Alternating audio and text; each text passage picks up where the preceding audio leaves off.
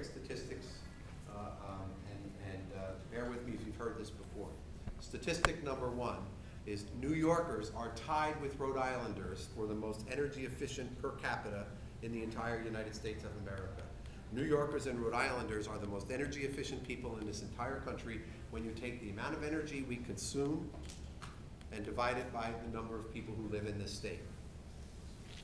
Upstate New York houses and businesses are the 47th least energy efficient in the United States of America.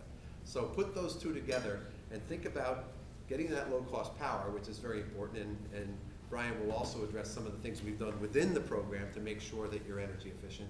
Think about the possibilities if we became as energy efficient as the rest of the state. If our single-family homes became as efficient as the multifamily homes in the greater metropolitan area. If our transportation system became as efficient as the transportation system in the greater metropolitan area, we would become the runaway winners, and Rhode Island would be eating our dust, and as the rest of the country is already. We also produce 3 times the national average in renewable energy. 3 times the national average in New York State is renewable energy. That's the good news. The bad news is it's all bottled up in hydroelectric power. Only 2% is not hydroelectric power, and that's a generous contribution to say it's even 2%. We have a long, long way to go. Now, where can we go with this? Well, we have great state programs that are really nice to put on a campaign brochure, but serve very little purpose unless you use them.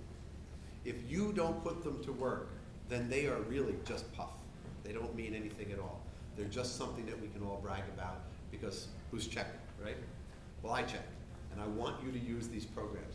I want to go back to my colleagues, and I want them to be mad at me, and I want them to say, you made all these programs so that your constituents could use them. Damn right.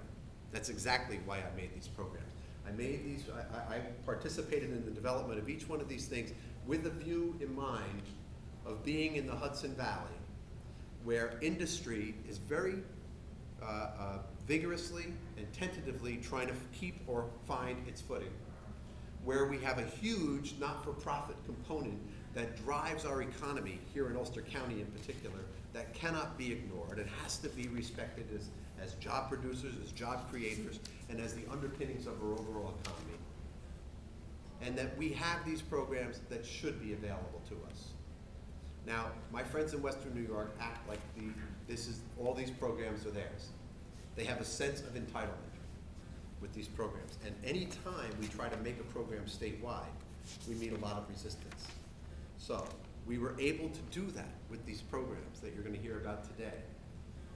Now, let's take advantage of them. And that's really why you're here today. We have, as I said to Frank Gallatin when he was walking in the door, we have a 6-hour program, given the presenters that we have here today. And we're going to try to squeeze it all into an hour and a half. So what you're going to get is not every single bit of information that you need, and that's important for you to know. You're not going to get everything you need today, and that was not the intention of this program. The intention of this program was to give you an opportunity to find out what's out there for you, to find out how you get into the system, what it's going to take for you to participate, to maybe open horizons for you to see what some possibilities are, and also so that these folks can hear what's on your mind and bring those questions back to Albany, to their respective, or White Plains, their respective offices, and make sure that we start to address them in a more systematic way. You've met most of my staff today. They either offered you a quarter for the meter or directed you to the back. If you have a car parked at a meter, rest assured that the most efficient office in the city of Kingston government is the parking attendant who goes around and puts tickets on your car. So if you think you're running out, we brought an extra roll of quarters for you, so there's no excuse. Just ask us, we'll give you a quarter, run out and put money in the meter, or move your car to the back. I was also asked to, usually at this point in the program, they direct the fire exits. It's the doors, go. If there's a fire, run, okay? I don't know the fire rules. But I will tell you, the more important one to me is where the bathrooms are. And if you go out the door and to your left as you're walking out the door, the ladies' room is immediately to the left. First hallway, then on the right. First hallway and on the right, and the men's room is? All the way down and to the left. All the way down and to the left. So first hallway for the women on the left, and then to the right is the ladies' room. and all the way down on the left is the men's room on this floor.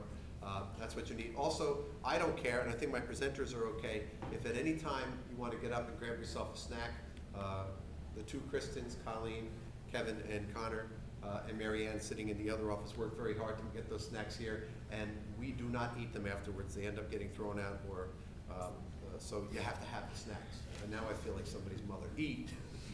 With that, I want to start our program off with a representative of the New York State Power Authority, and this is Brian Patimo, is the